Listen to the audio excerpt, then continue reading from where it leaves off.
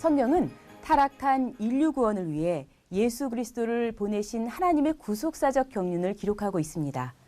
하나님께서는 아담의 타락 이후에 예수님이 오시기까지 시대마다 새로운 언약을 맺으시고 그 언약을 성취하시면서 일해오셨습니다. 많은 언약들 중에서 아브라함과 맺은 횃불 언약은 하나님의 구속사적 경륜을 압축하고 있는 가장 핵심적인 언약입니다. 특별히 횃불 언약과 그 성취를 다룬 구속사 시리즈 제2권 잊어버렸던 만남은 아브라함부터 시작하여 그 경건한 자손들이 가나안에 정착할 때까지의 구속사를 연대기적으로 일목요연하게 정리하고 있습니다. 아담 이후 타락한 인생들은 하나님과의 만남을 잊어버렸고 하나님의 언약 속에 담긴 축복과 사랑, 은혜의 추억들을 모두 잊어버렸습니다. 그러나 이번에 횃불 언약과 그 성취의 과정을 살펴보게 된다면 잊어버렸던 하나님을 다시 만나게 되고 생명의 원동력과 영생의 확증을 되찾아 새로운 인생의 출발점을 삼을 수 있을 것입니다. 하나님께서는 사람을 만드실 때 하나님의 형상대로 창조하시고 그들에게 우주의 소유권과 통치권을 위임하셨습니다. 그러나 아담과 하와는 하나님의 말씀에 불순종하고 불신앙과 교만함으로 말미암아 그 권한을 상실하게 되었습니다. 하나님과 직접 교제하며 영생할 존재였던 인간이 허물과 죄로 말미암아 죽을 수밖에 없는 존재가 되었습니다. 그리고 공중권세 잡은 마귀에게 종속되어 그의 지배를 받게 되므로 하나님의 무서운 진노의 대상이 되었습니다. 타락한 인생은 전적으로 무능하고 부패하게 되어 선을 행할 능력이나 자신을 구원할 능력조차 잃어버리게 되었습니다.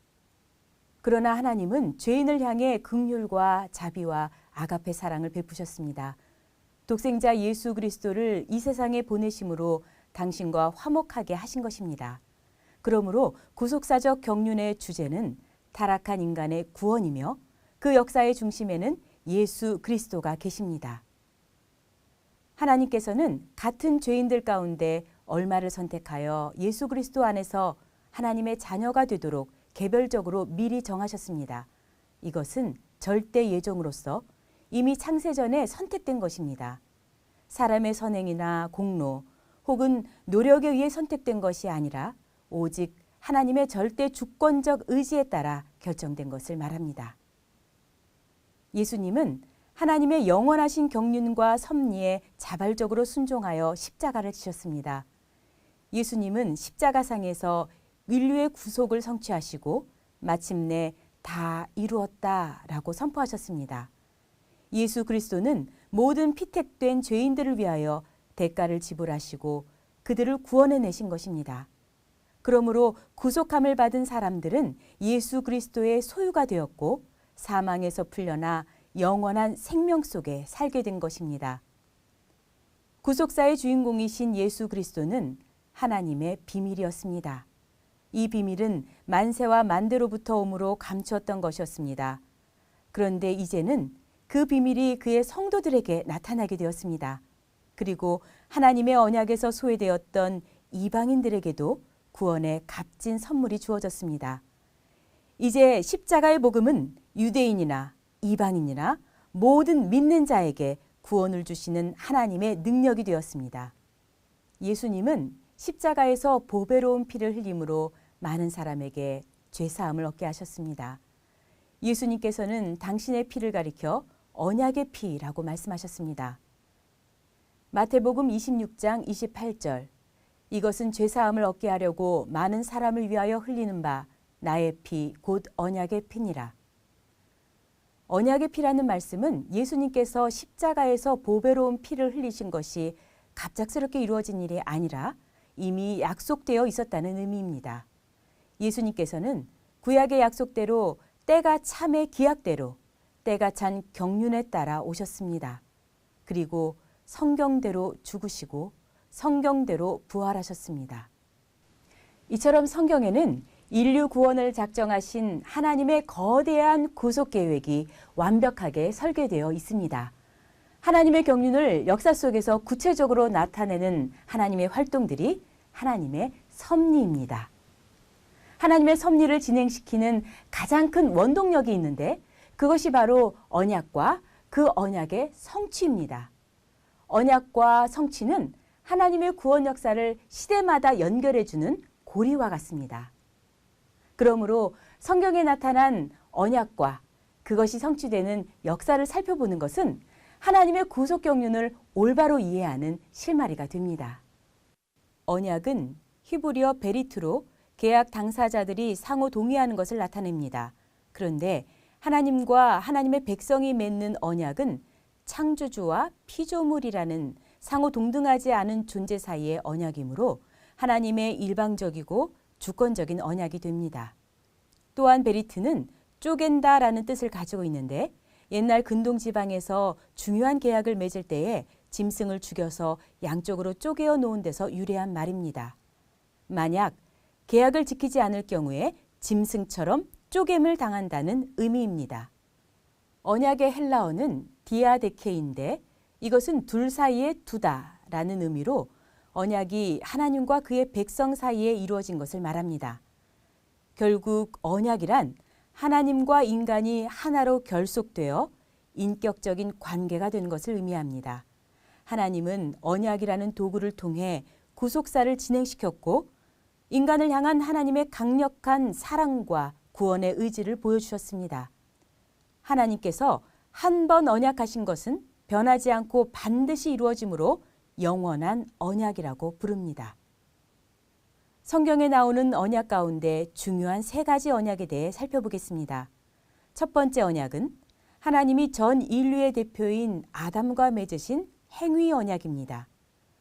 하나님은 아담에게 선악을 알게 하는 나무의 실과는 먹지 말라. 내가 먹는 날에는 정녕 죽으리라 라고 말씀하셨습니다.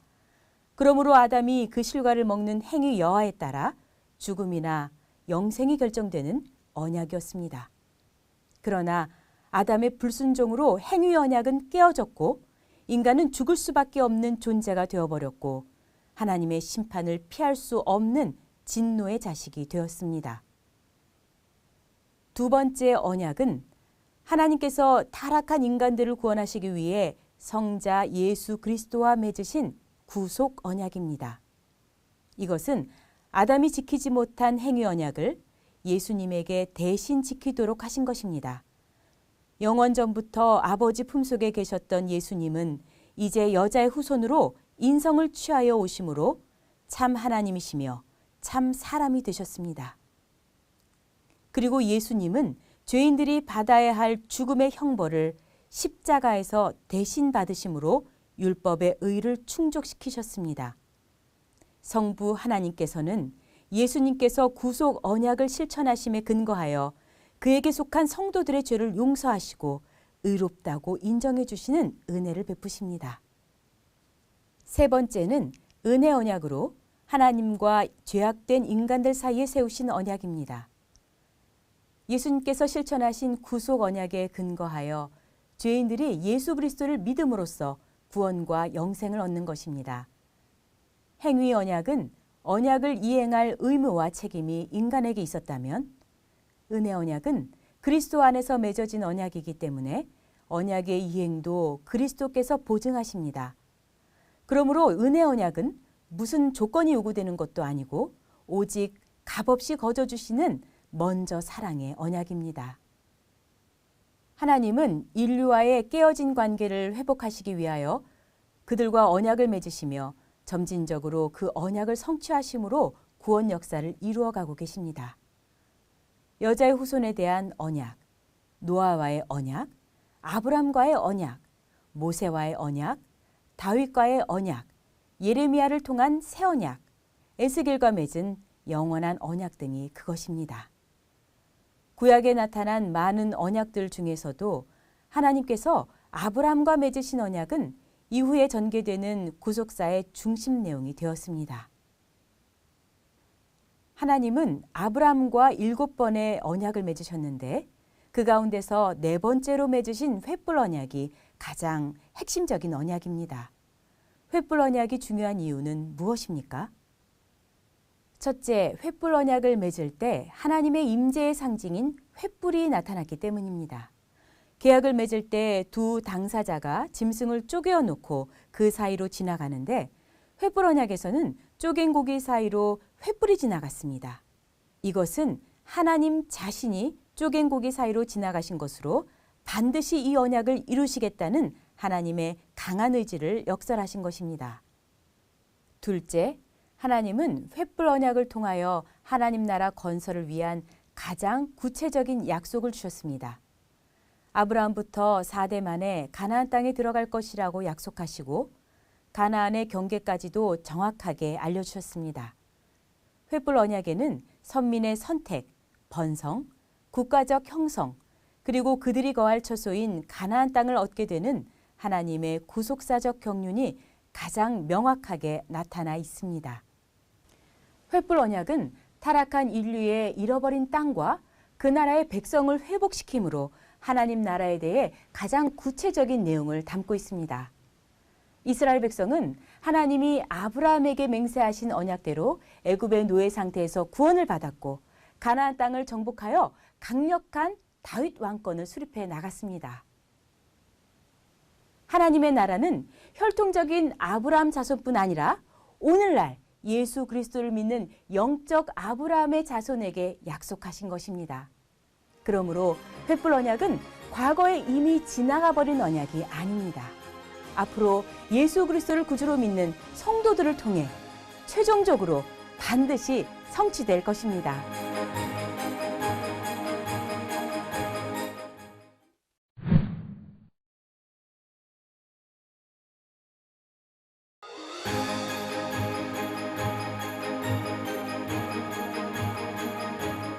하나님 나라 백성을 형성하기 위해 경건한 한 사람을 찾으시던 하나님께서는 마침내 아브라함이라고 하는 인물을 만나시게 됩니다.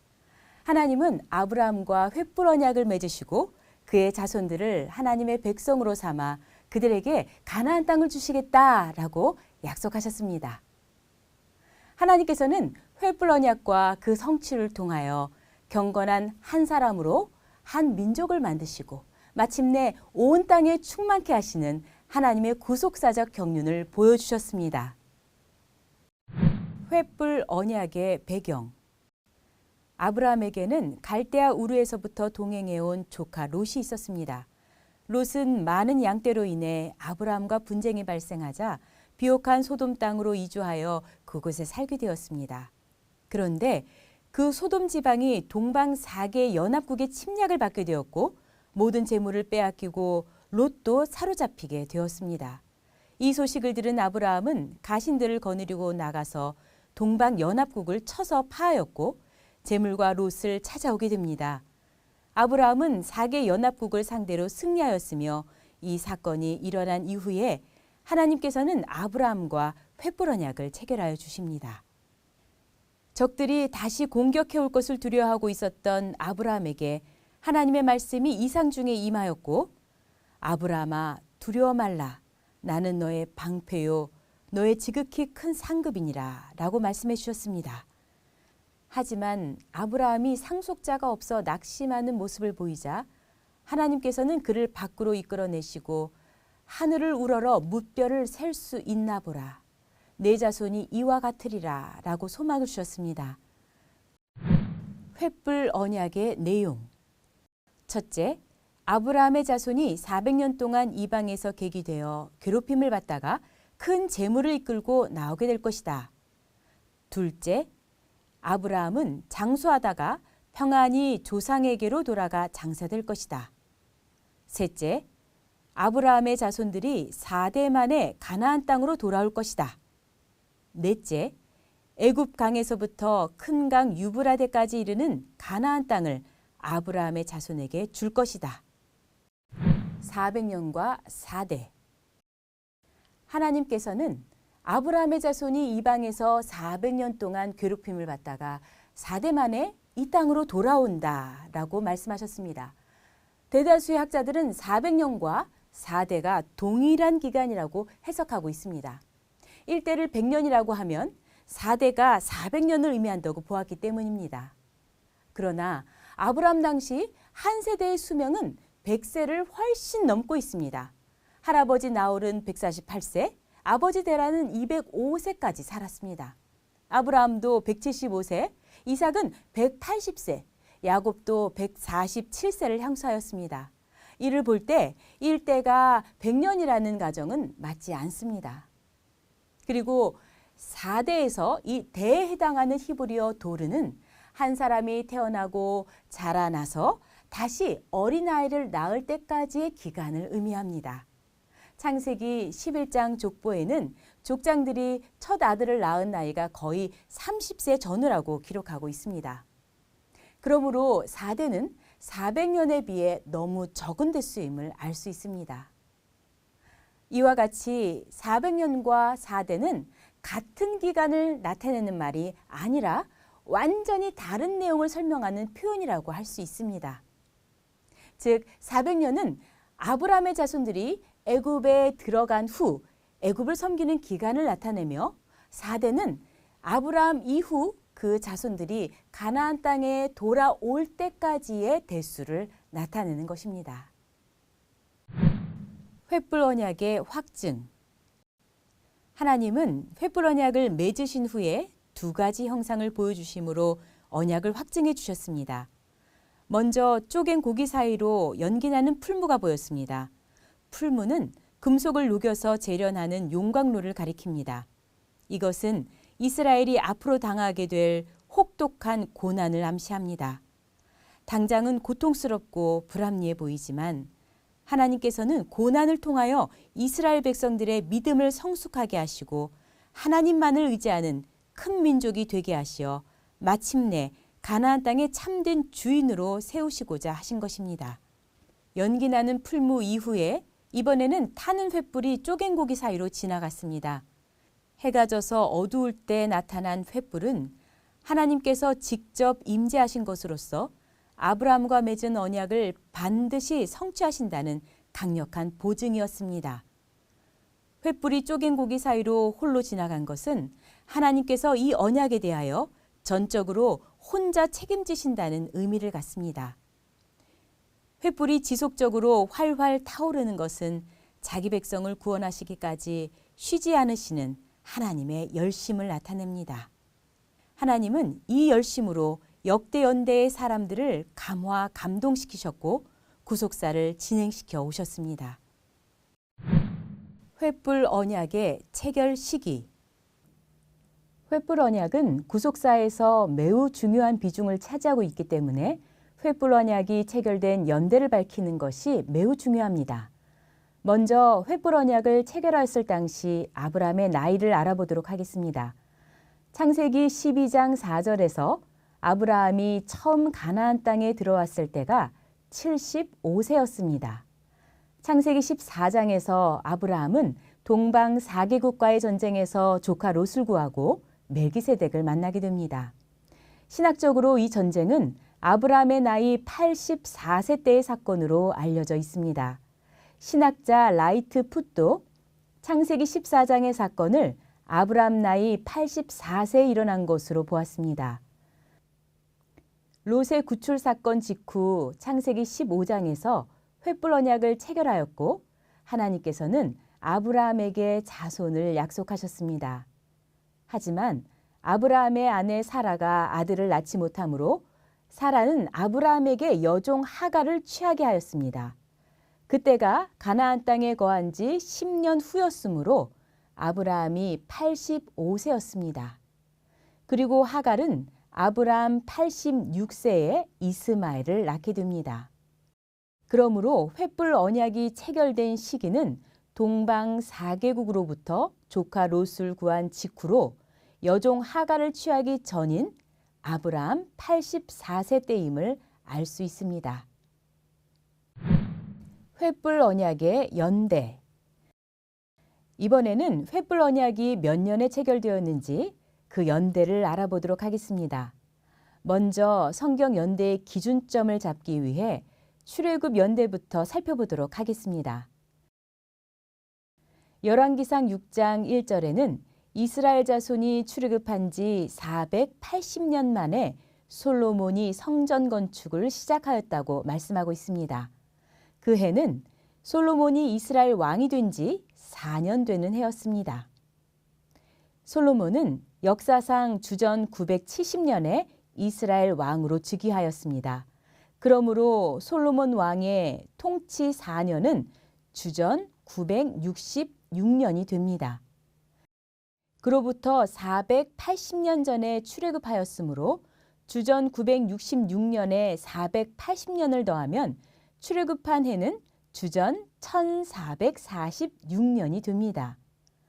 주전 1446년 출애굽하기 전에 이스라엘 백성들은 430년 동안 애굽에 거주하였습니다. 그러므로 출애굽한 주전 1446년에 애굽에서 종살이했던 430년을 더하면 야곱의 가족들이 애굽에 들어간 연도가 주전 1876년이라는 것을 알 수 있습니다. 야곱은 애굽에 들어갔을 때 창세기 47장 9절에서 내 나그네 길의 세월이 130년이니이다 라고 대답하였습니다. 애굽에 들어간 해가 주전 1876년이므로 그때 야곱의 나이 130세를 더하면 주전 2006년에 야곱이 출생했음을 알 수 있습니다. 창세기 25장 26절에서 리브가가 야곱과 에서를 낳을 때에 이삭이 60세이었더라 라고 하였습니다. 야곱이 태어났던 주전 2006년 때에 이삭이 60세였으므로 주전 2006년에 60년을 더하면 주전 2066년에 이삭이 출생한 것을 알 수 있습니다. 그리고 창세기 21장 5절에서 아브라함이 그 아들 이삭을 낳을 때에 100세라 라고 하였습니다. 이삭이 태어난 주전 2066년 때에 아브라함이 100세였으므로 주전 2066년에 100년을 더하면 주전 2166년에 아브라함이 출생하였음을 알 수 있습니다. 그러므로 아브라함이 태어난 주전 2166년에서 횃불 언약을 맺었을 때의 아브라함의 나이 84세를 빼면 횃불 언약을 체결했던 연도가 주전 2082년임을 알 수 있습니다. 이렇게 해서 횃불 언약이 체결된 연대는 아브라함 84세, 주전 2082년이라는 결론이 나오게 됩니다. 횃불 언약이 체결된 이후 하나님의 말씀은 1.1획도 땅에 떨어지지 않고 성취되어 갔습니다. 하나님께서 하신 말씀은 그 기뻐하시는 뜻을 이루고 반드시 열매를 가지고 돌아옵니다. 횃불 언약은 아담 타락 후에 시작하신 구속 역사가 마침내 하나님 나라의 건설이라는 결말로 맺어지는 위대한 구속사의 축소판입니다. 앞으로의 영상에서 횃불 언약이 성취되어가는 과정을 4대의 인물들의 연대를 통해 살펴보도록 하겠습니다.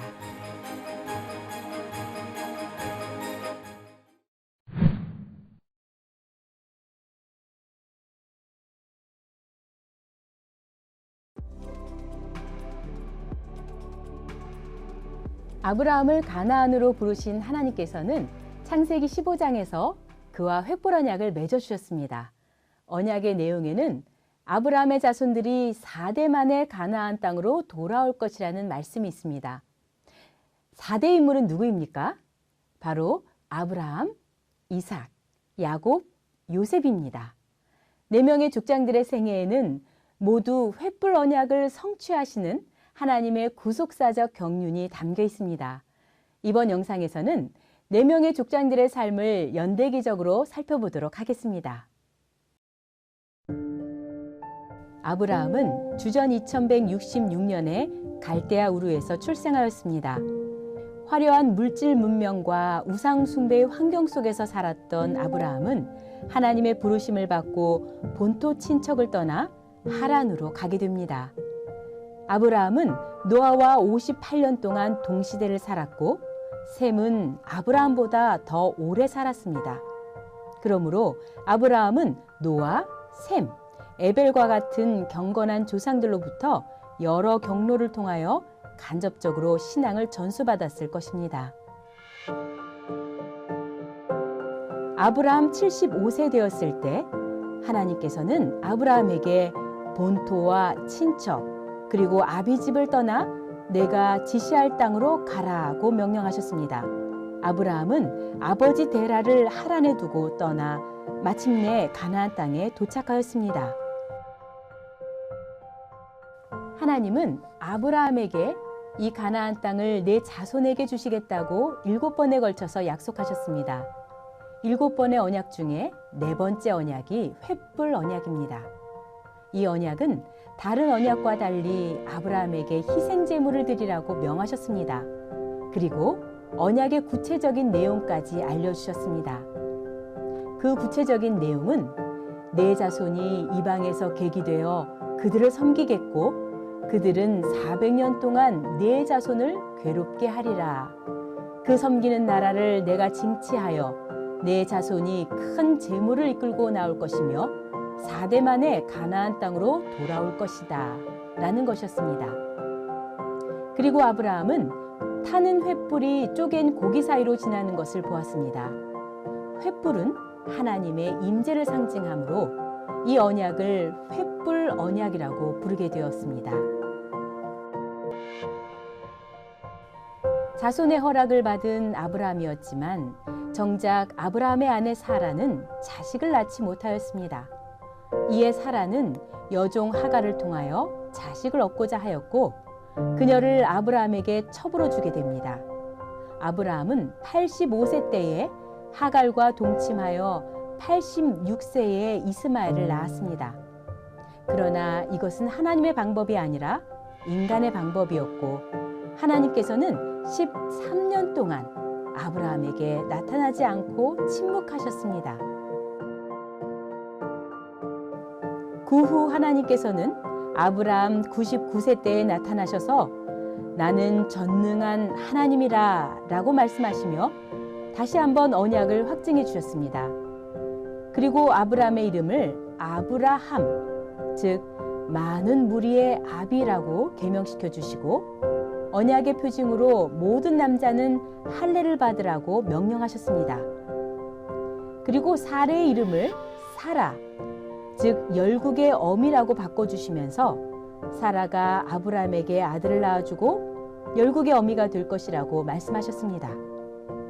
아브라함은 하나님께서 명령하신 대로 집안의 모든 남자들에게 할례를 베풀었습니다.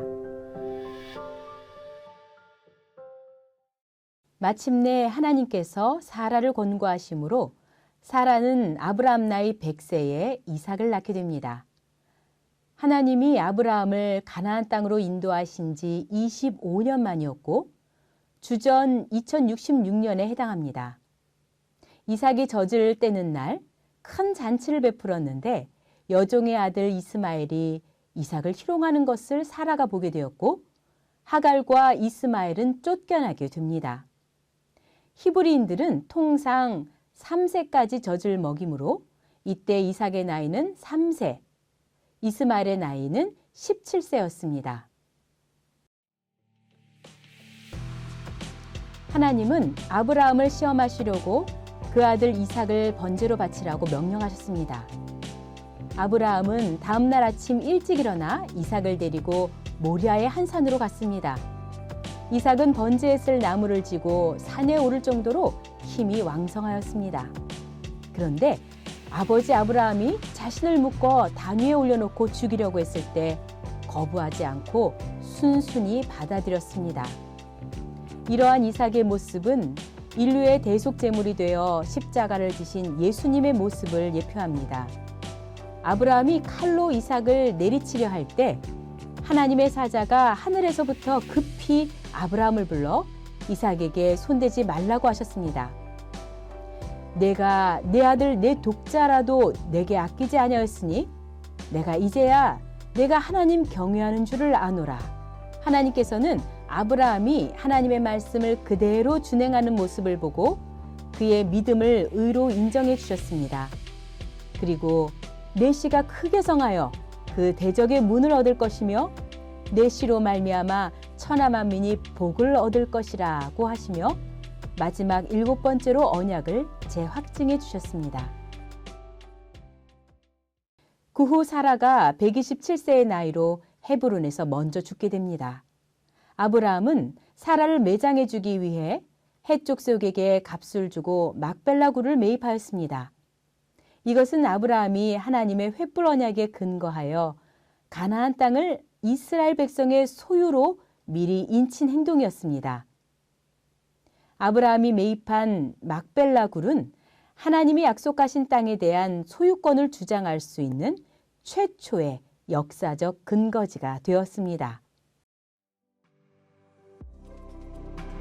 아브라함은 신이 많은 종 엘리에셀을 자기 고향, 자기 족속에게 보내어 이삭의 아내를 택하여 데려오게 합니다.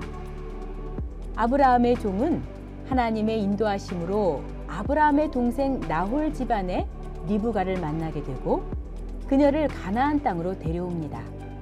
어머니를 여인 후 3년 동안 상심해 있던 이삭은 리브가와 결혼함으로 위로를 얻었습니다. 결혼한 지 20년이 되어도 리브가에게 자식이 없자 이삭은 아내를 위하여 간절히 기도하였고 마침내 이삭의 나이 60세에 에서와 야곱이라는 쌍둥이 아들을 얻게 되었습니다. 그런데 아이들이 리브가의 태 속에서 서로 싸움으로 하나님께 여쭈었더니 두 국민이 태중에 있다고 하시면서 큰 자가 어린 자를 섬길 것이라고 말씀해 주셨습니다. 먼저 나온 형은 붉고 털이 많아 에서라고 이름하였고 후에 나온 동생은 손으로 형의 발꿈치를 잡았으므로 야곱이라고 이름하였습니다. 야곱이 출생한 해는 주전 2006년이었습니다. 아브라함은 이삭, 야곱과 한 장막에 거하였습니다. 아브라함이 175세의 열조에게 돌아갈 때 이삭이 75세, 야곱이 15세였습니다. 그러므로 아브라함은 손자 야곱에게 15년 동안 횃불 언약의 말씀을 전수할 수 있었습니다. 횃불 언약에서 하나님은 아브라함에게 너는 장수하다가 평안히 조상에게로 돌아가 장사될 것이라고 말씀하신 대로 아브라함이 장수를 누리고 아들과 손자에게 믿음을 전수하였습니다. 아브라함의 죽음 이후에 이삭은 큰 흉년을 만나게 되었습니다.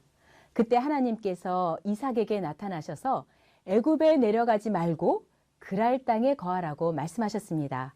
이 땅에 유하면 하나님께서 이삭과 함께 해주시고 아브라함과 맺으신 맹세를 이루어 그 땅을 그 자손들에게 주시겠다고 약속하셨습니다.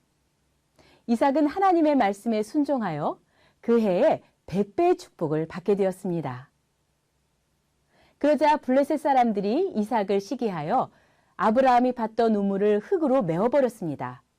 하지만 이삭은 그 우물을 계속 다시 파나가면서 하나님의 언약이 반드시 성취될 것을 믿었습니다. 그는 언약 자손들이 크게 번성할 것을 바라보며 많은 우물을 확보하려고 한 것입니다.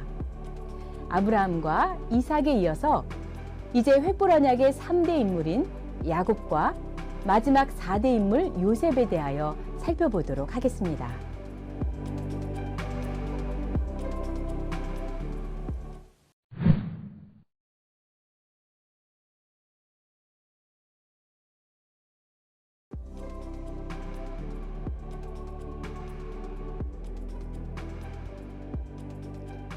하나님께서 아브라함과 맺으신 횃불 언약에서 그 자손들이 4대 만에 가나안 땅으로 돌아온다고 하셨습니다. 1대는 아브라함이었고 2대는 이삭이었음을 살펴보았습니다. 그렇다면 횃불 언약의 3대는 이삭의 두 아들 에서와 야곱 중 누구에 해당될까요? 에서와 야곱은 어머니 리브가의 뱃속에서 싸웠습니다. 그때 하나님은 큰 자가 어린 자를 섬기리라 말씀하셨습니다. 그 말씀대로 동생 야곱이 아브라함과 이삭의 믿음을 이어받아 횃불 언약의 3대 인물이 되었습니다. 그리고 횃불 언약의 4대는 야곱의 12아들 중에 누가 이어받았을까요?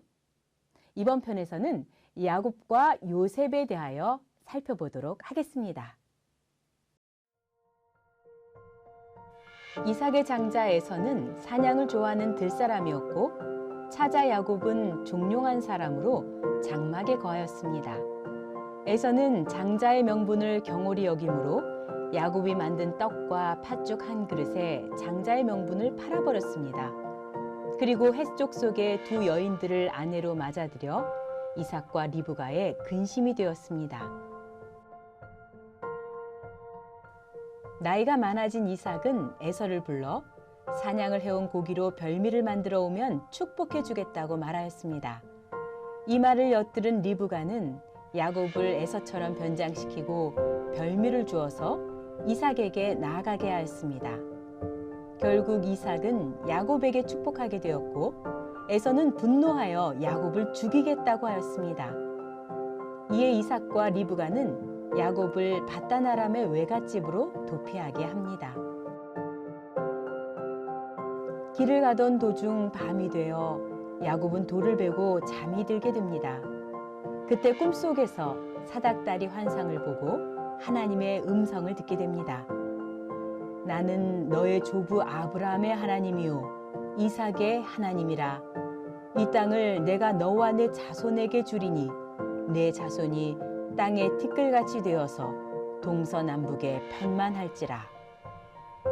잠이 깬 야곱은 베게 하였던 돌을 가져 기둥으로 세우고 그곳을 베델, 즉 하나님의 집이라고 이름하였습니다. 밧단 아람의 우물가에 도착한 야곱은 마침 삼촌 라반의 둘째 딸 라헬을 만나게 됩니다.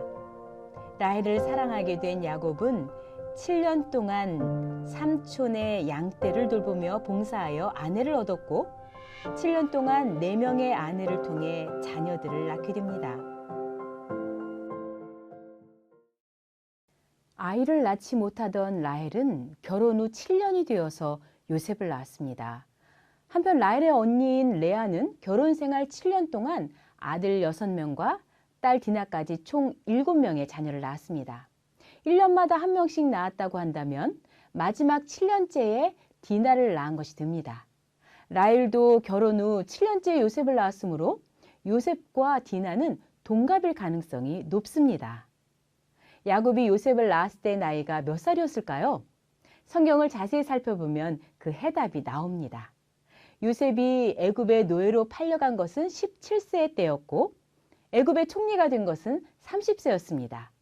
총리가 된 후 풍년이 7년 지나고 흉년이 3년째 되었을 때 요셉은 40세가 됩니다.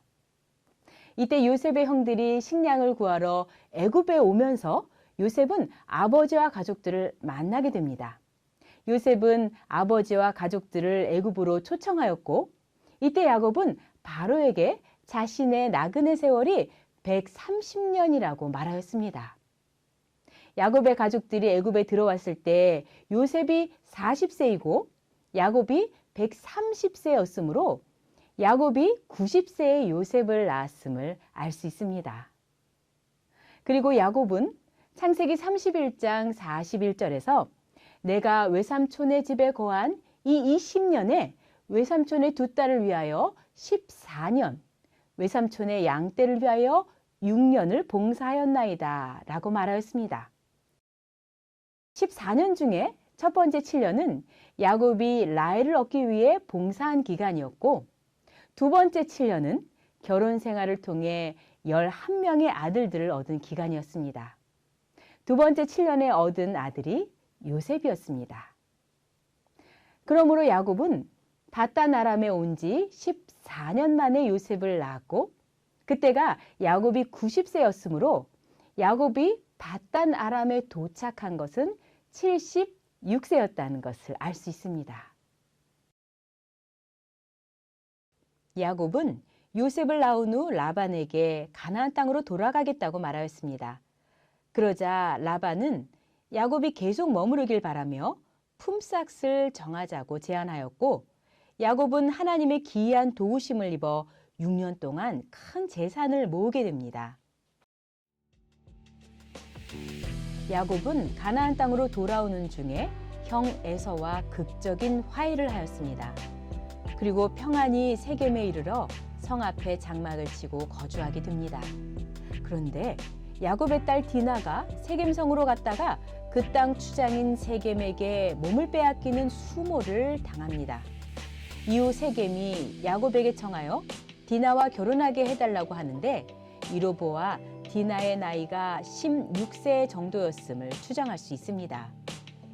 요셉과 디나가 6세 정도 되었을 때 야곱이 밧단 아람을 떠났으므로 세겜 땅에서 10년 정도 머물러 살았던 것입니다. 한편 디나의 소식을 들은 오빠들은 분노하여 세겜성의 남자들을 할례받게 한 다음 고통 중에 있을 때 죽이고 말았습니다. 야곱은 주변 가나안 족속들이 그 소식을 듣고 공격해 올까 봐 두려워하였습니다. 이 사건 이후 하나님께서는 야곱에게 베델로 올라가라고 말씀하셨습니다. 야곱은 30여 년 전 가나안을 떠나 밧단 아람으로 도피할 때 베델에 다시 돌아오겠다고 서원하였었습니다. 그러나 야곱은 밧단 아람에서 돌아오게 되었을 때 세겜에 10년 동안 머물러 베델에 오지 않았던 것입니다. 야곱이 베델에 올라가 단을 쌓자 하나님께서는 내가 아브람과 이삭에게 준 땅을 너와 내 자손에게 주리라 라고 하시며 다시 한번 언약을 확증해 주셨습니다. 이후에 야곱의 일행이 베들레헴에 이르렀을 때 야곱의 아내 라헬이 베냐민을 낳다가 죽고 맙니다. 라헬을 잃은 야곱은 아버지 이삭과 재회하였고 이때 이삭은 166세로 아직 생존해 있었습니다. 어머니를 여인 16세의 요셉은 할아버지 이삭을 만나게 되었고 17세에 애굽에 팔려가기 전 1년 동안 신앙을 전수받을 수 있었습니다. 요셉은 아버지 야곱에게 깊은 사랑을 받았습니다. 야곱은 요셉에게만 채색 옷을 지어 입혔고 이를 본 형들은 요셉을 시기하였습니다. 게다가 요셉은 꿈을 꾸고 나서 형들의 곡식단이 내 곡식단에게 절하고 해와 달과 11별이 나에게 절하더이다고 이야기하였습니다. 이 때문에 형들은 요셉을 더욱 시기하게 되었습니다. 어느 날 야곱의 아들들이 양떼를 몰고 세겜으로 가게 되었습니다. 야곱은 아들들이 잘 있는지 궁금하여 요셉을 형들이 있는 곳으로 보내게 됩니다. 멀리서 요셉의 모습이 보이자 형들은 그를 붙잡아 죽이려고 하였습니다. 그러나 그를 죽이지는 말고 마침 지나가던 미디안 상고들에게 팔기로 하였습니다. 요셉은 형들에게 눈물로 애걸하였지만 결국 애굽에 끌려가 바로의 시위대장 보디발에게 팔리고 말았습니다. 요셉은 억울하게 애굽의 감옥에 갇히게 되고 2년 후 애굽 왕 바로가 꿈을 꾸었습니다. 그런데 아무도 그 꿈을 해석할 사람이 없었고 요셉이 그 꿈을 해석하여 앞으로 7년의 풍년과 7년의 흉년이 들 것이라고 알려주었습니다. 7년 풍년 동안 곡식을 쌓아 7년 흉년을 대비해야 된다고 말하자 바로는 요셉의 지혜에 감탄하여 그를 총리로 임명하였습니다. 바로의 꿈대로 7년 동안 풍년이 있었고 바로 이어 흉년이 시작되었습니다. 흉년이 든 지 3년째에 요셉의 형들이 양식을 얻으려고 애굽으로 오게 됩니다. 요셉은 처음에는 형들에게 엄하게 굴었지만 다시 베냐민을 데리고 찾아왔을 때 자신이 요셉임을 밝힙니다. 형들이 자신들의 잘못을 떠올리며 요셉을 두려워하자 요셉은 하나님께서 우리의 생명을 구원하시려고 나를 먼저 이곳에 보내셨다고 형들을 안심시켰습니다. 그리고 갓난아기 때 헤어졌던 동생 베냐민을 끌어안고 목 놓아 울었습니다.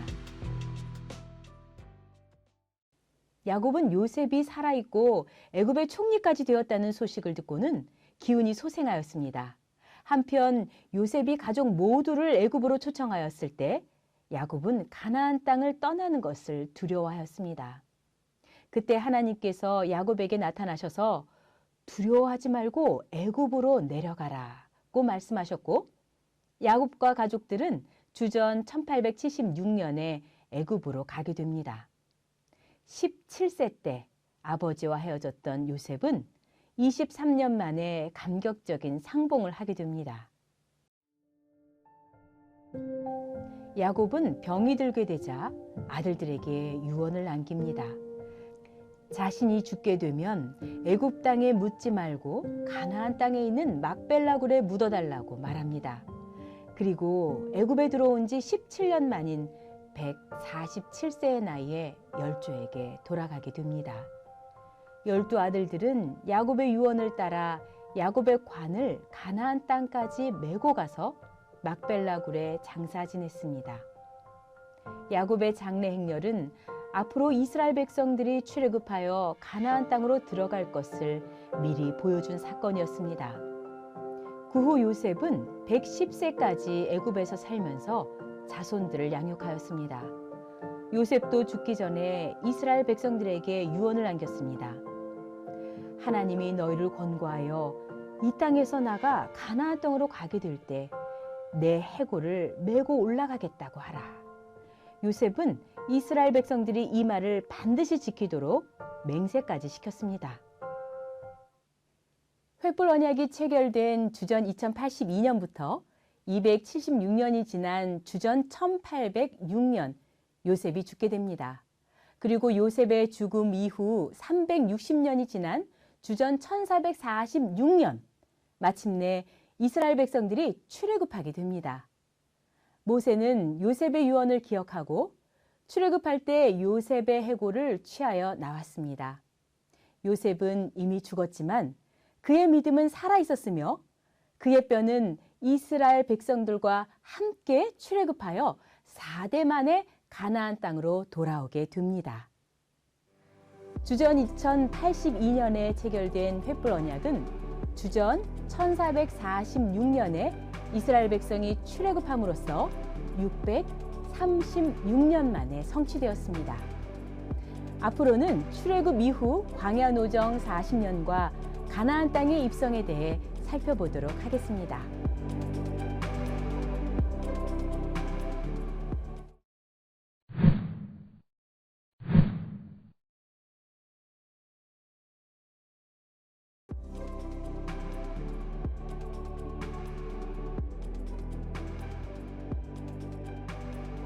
하나님께서는 애굽으로 이주한 70명의 이스라엘 가족들을 생육하고 번성하게 하셨습니다. 아브라함에게 약속하신 대로 별과 같이 많은 자손을 주셔서 장정만 60만 명이 넘는 큰 민족을 이루게 되었습니다. 이 시간에는 이스라엘 백성들의 출애굽 과정과 광야 생활 40년, 그리고 가나안 정복 16년에 대하여 연대기적 관점에서 살펴보도록 하겠습니다. 세월이 흘러 요셉을 알지 못하는 애굽의 새 왕이 등장하였습니다. 그는 이스라엘 백성들의 세력이 커지는 것을 두려워하여 혹독한 노역을 시켰습니다. 횃불 언약에서 내 자손들이 이방에서 계기되고 그 나라는 400년 동안 내 자손을 괴롭게 하리라는 말씀이 이루어진 것입니다. 바로 왕의 탄압이 얼마나 고통스러웠는지 성경에서는 쇠풀무 애굽, 철풀무 같은 애굽 생활이라고 표현하였습니다. 그럼에도 이스라엘 백성들은 더욱 번식하며 창성하였고 바로 왕은 급기야 히브리인 남자아이가 태어나면 나일강에 던져 죽이라고 명령하였습니다. 이때 레위족 속의 경건한 가정에서 남자아이가 태어났습니다. 아이의 준수함을 본 부모는 그를 상자에 담아 나일강 갈대 사이에 두었습니다. 마침 바로의 딸이 상자를 발견하여 모세라고 이름 짓고 자신의 양자로 키우게 됩니다. 하나님의 섭리 가운데 친모 요게벳이 유모로 들어가게 되어 모세에게 히브리인으로서의 민족 의식을 심어주었습니다. 모세는 애굽의 왕자로서 애굽의 모든 학술과 언어에 능하였지만 장성하여 자기 민족을 돌아볼 생각을 하게 되었습니다. 40세가 된 어느 날 한 애굽인이 히브리 형제를 억울하게 때리는 것을 보고 몰래 그를 죽였습니다. 그러나 그 일이 발각되어 모세는 미디안 광야로 도피하게 됩니다. 40년 동안 그곳에서 양을 치며 연단받은 모세는 80세가 되었습니다. 양무리를 몰고 호렙산에 이른 모세는 떨기나무에 불이 붙은 장면을 보게 되었습니다. 떨기나무 가운데서 모세를 부르신 하나님은 그를 지도자로 세우시고 애굽으로 보내십니다. 하나님께서는 애굽에 있는 자기 백성의 고통을 보시고 열조와 맺은 언약을 기억하사 그 자손들을 권념하였습니다. 그리고 애굽 땅에 10가지 재앙을 내려 징치하시고 이스라엘 백성들을 마침내 출애굽시키셨습니다. 일찍이 횃불 언약에서 그 섬기는 나라를 내가 징치할지며 라고 하신 말씀을 성취하신 것입니다. 하나님은 이스라엘 백성들이 애굽 사람들에게 은금 패물과 의복을 구하게 하셨고 애굽 사람들은 순순히 큰 재물을 주었습니다. 이는 횃불 언약 때 내 자손이 큰 재물을 이끌고 나오리라 하신 말씀의 성취였습니다. 이스라엘 백성들이 출애굽한 날은 야곱의 70가족이 애굽에 들어갔던 주전 1876년으로부터 정확히 430년이 되는 주전 1446년 1월 15일 그날이었습니다. 그런데 430년 만에 출애굽한 것은 횃불 언약에서 400년 동안 이방 나라가 괴롭게 하리라고 하신 말씀과 30년의 차이가 있습니다. 이것은 요셉이 애굽의 총리로 있었던 30년 동안은 이스라엘 백성들이 괴롭힘을 당하지 않았기 때문이었습니다. 애굽에서 나올 때 모세는 요셉의 유언을 기억하고 그의 해고를 취하였습니다.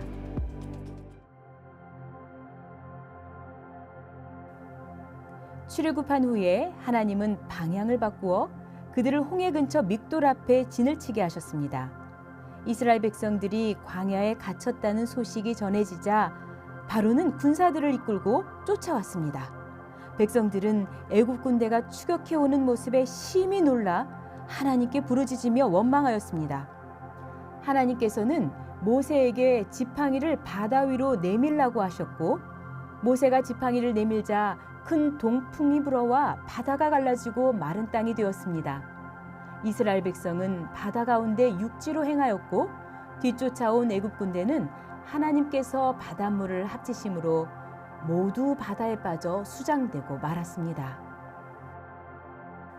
1월 15일 출애굽한 지 한 달이 지난 2월 15일에 7번째 진친 곳 신광야에 이르렀을 때 가지고 나온 양식이 다 떨어지게 됩니다. 이스라엘 백성들이 원망하자 하나님께서는 하늘에서 양식을 비같이 내려주시겠다고 말씀하시고 다음 날인 2월 16일부터 만나를 내려주기 시작하셨습니다. 그 후 40년 동안 하나님께서는 6일 동안은 만나를 내리시고 7일째는 만나를 내리지 않으시므로 7일마다 철저히 안식일을 지키도록 훈련시키셨습니다.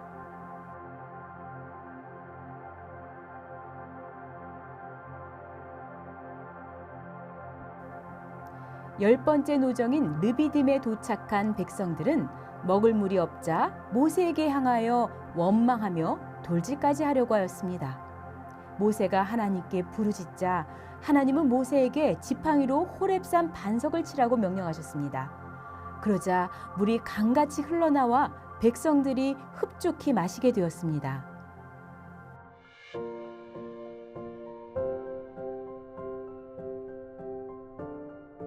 제3월에 11번째 노정인 시내 광야에 도착하였습니다. 시내산에 올라온 모세에게 하나님께서는 이스라엘 백성들과 언약 맺을 것을 제안하셨습니다. 너희가 내 말을 잘 듣고 내 언약을 지키면 너희는 열국 중에서 내 소유가 될 것이며 제사장 나라와 거룩한 백성이 될 것이라. 이 말씀을 전해 들은 백성들은 여호와의 명하신 대로 다 행하리이다 라고 응답하였습니다. 하나님은 이스라엘 백성들이 3일 동안 성결할 것을 명령하셨고 시내산 아래 모인 백성들에게 우레와 번개와 큰 나팔 소리와 함께 직접 십계명을 들려주셨습니다. 하나님의 음성을 직접 들은 이스라엘 백성들은 죽을 것 같은 두려움을 느끼고 모세에게 부탁하여 하나님의 말씀을 대신 듣고 전해달라고 하였습니다. 이에 모세는 시내산에 올라가 세부율법을 받고 내려와 모든 말씀을 기록하였습니다. 그리고 하나님께 번제와 화목제를 드리고 피를 뿌려 언약식을 거행하였습니다. 그 후 아론과 나답과 아비후 그리고 70명의 장로들과 같이 시내산에 올라가 언약 체결 기념 식사를 하였습니다. 모세는 다시 시내산에 올라 40일 동안 머무르면서 10계명이 새겨진 돌판과 성막 식양을 받게 됩니다. 그동안 시내산 아래 백성들은 모세가 보이지 않자 송아지 우상을 만들고 그 앞에서 제사를 드리며 먹고 마시며 일어나 뛰놀았습니다. 산에서 내려온 모세는 이 광경을 보고 언약의 돌판을 던져 깨뜨려 버렸습니다. 그리고 하나님 편의 선자들은 나오라고 하였고 레위 지파가 칼을 차고 나와 3,000명을 도륙하였습니다. 이 일로 인해 레위 지파는 하나님께 헌신하는 복을 받게 되었습니다.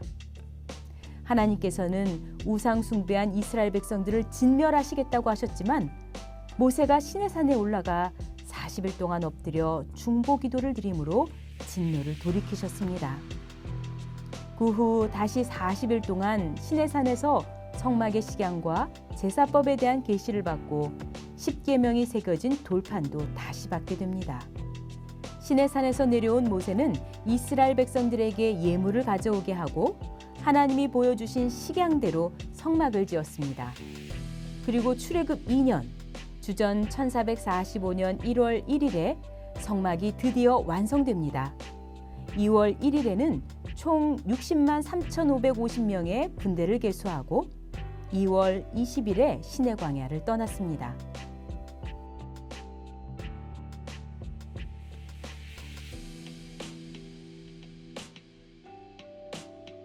이스라엘 백성들이 14번째로 지친 곳은 림마였습니다.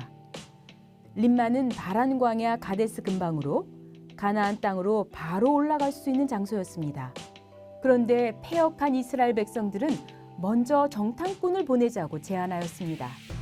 이에 12명의 정탐꾼을 보내어 40일 동안 가나안 땅을 정탐하게 하였습니다. 돌아온 정탐꾼 중 10명은 가나안 백성들이 신장이 장대하고 우리보다 강하기 때문에 그들을 이길 수 없을 것이라고 보고하였습니다. 기대에 찼던 회중들은 크게 낙담하였고 모세와 아론을 원망하면서 밤새도록 곡하였습니다. 2명의 정탐꾼인 여호수아와 갈렙은 그 땅 백성들은 우리의 밥이라 하나님께서 우리와 함께 하시니 가나안 땅으로 올라가자고 하였지만 온 회중이 돌을 들어 그들을 치려고 하였습니다. 그때 하나님의 영광이 나타나 언제까지 이 백성이 나를 멸시하겠느냐고 하시며 온 회중을 당장 멸하겠다고 하셨습니다. 그러자 모세가 만일 하나님께서 이 백성들을 죽이시면 열국이 하나님의 능력이 부족하여 이들을 광야에서 죽이셨다고 할 것이므로 그들을 멸하지 마시기를 간구하였습니다.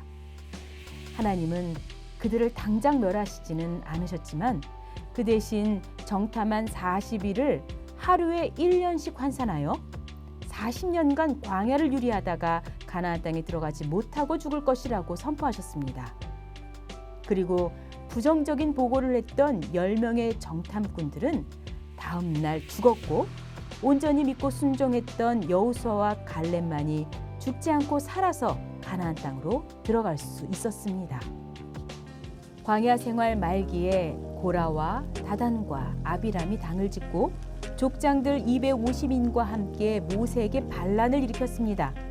하나님께서는 고라와 다단과 아비람을 회막문에 모이게 하셨고 그 발밑에 있던 땅의 입을 열게 하여 그 가족들까지 산채로 음부에 빠져 멸망시키셨습니다.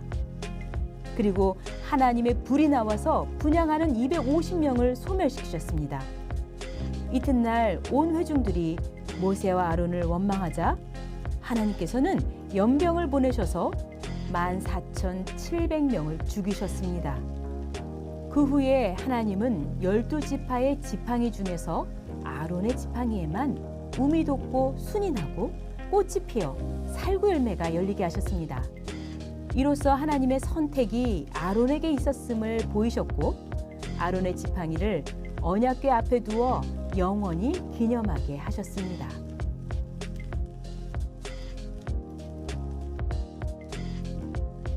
주전 1445년 린마에서 광야 생활 40년을 선고받았던 이스라엘 백성들은 38년 동안 18군데 장소를 옮겨 다니다가 주전 1407년 1월에 가데스에 진을 치게 됩니다.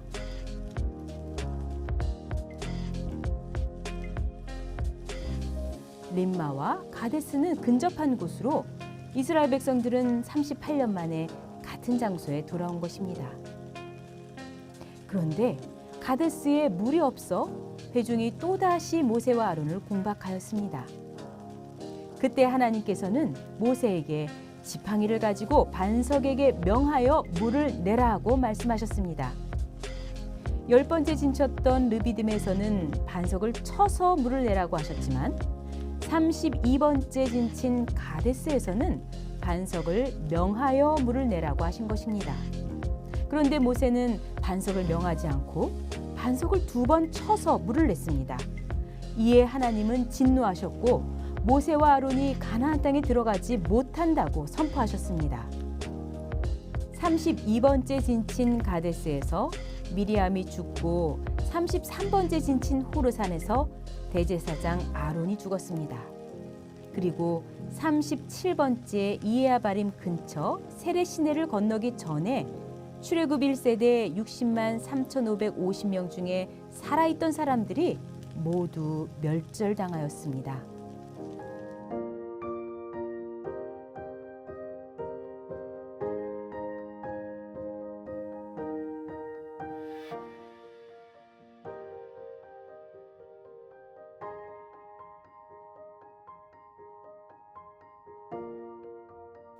(41번째) 노정인 모압 평지는 가나안 땅 바로 직전에 진친 장소였습니다. 이곳에서 이스라엘 백성들은 발람 선지자의 꾀에 빠져 이방 여인들과 음행을 하다가 2만 4천 명이 죽고 말았습니다. 그 후 제2차 군대 계수를 통해 60만 1,730명이 계수되었습니다. 주전 1407년 11월 가나안 입성을 2개월 남겨두었을 때 모세는 죽기 전 마지막 설교를 출애굽 2세대들에게 들려주게 됩니다. 지나온 출애굽 역사를 회고하고 율법을 재강론하면서 마지막 당부로 옛날을 기억하라, 역대연대를 생각하라고 전하였습니다. 그리고 그 말씀을 잊어버리지 않도록 노래를 만들고 모든 말씀을 책에 기록하였습니다. 그 후 모세는 여호수아에게 안수하여 새로운 지도자로 세우고 120세의 나이로 자기의 사명을 마쳤습니다. 이후에 하나님은 요단강 물을 끊어지게 하시고 이스라엘 백성들로 요단강을 건너 가나안 땅 길갈로 인도하셨습니다. 주전 1446년 1월 15일에 출애굽한 이스라엘 백성들이 주전 1406년 1월 10일에 가나안 땅에 입성하였으므로 소요된 기간은 5일이 부족한 40년이었습니다. 출애굽한 군인 중에서 가나안 땅에 들어간 사람은 오로지 여호수아와 갈렙 2사람뿐이었습니다. 주전 1445년 린마에서 40세의 정탐꾼으로 선발되었던 갈렙은 주전 1406년 79세 때에 가나안 땅에 당당히 입성하였고 주전 1400년 85세가 될 때까지 6년 동안 정복전쟁을 수행하였습니다. 그 후 주전 1390년 여호수아가 110세로 운명하기까지 약 10년 동안 12지파에게 기업을 분배하였습니다. 가나안에 들어간 후 기업 분배까지 16년이 흘렀습니다. 이스라엘 자손들은 애굽에서 가져온 요셉의 뼈를 가나안 땅 세겜에 장사하였습니다. 요셉은 주전 1806년 애굽에서 죽었지만 416년이 지난 주전 1390년에 그의 뼈가 가나안 땅에 묻힘으로써 4대 만에 돌아오리라 하신 횃불 언약이 성취되었습니다. 하나님은 시편 105편 8절에서 그 언약이 천대에 명하신 말씀이라고 하셨습니다. 천대는 무한의 기간, 곧 영원을 나타내는 것입니다. 인간은 패역하고 유한한 존재이기 때문에 하나님과 맺은 언약을 잊어버리고 지키지 않지만 하나님은 언약을 영원히 기억하시고 그 책임을 영원히 보증하고 계십니다. 그러므로 횃불 언약은 과거에 지나가 버린 언약이 아니라 이 땅에 하나님의 나라가 도래할 때까지 아브라함의 믿음의 자손들인 오늘날의 성도들을 통해 성취되어야 할 영원한 언약인 것입니다. 꺼지지 않는 횃불은 자기 백성을 구원하시는 하나님의 뜨거운 사랑입니다. 하나님은 횃불 언약을 체결하시고 믿음의 4대 인물들의 삶 속에서 역사하시어 마침내 횃불 언약을 이루어 가셨습니다. 자기 백성을 죄악의 세상에서 구원하시려는 하나님의 뜨거운 열심은 이 세상 아무도 막을 수 없습니다. 우리의 삶 속에도 하나님의 뜨거운 열심과 언약의 횃불이 활활 타올라 예수 그리스도의 구속 은총으로 말미암은 하나님과의 뜨거운 만남이 영원히 계속되기를 소원합니다.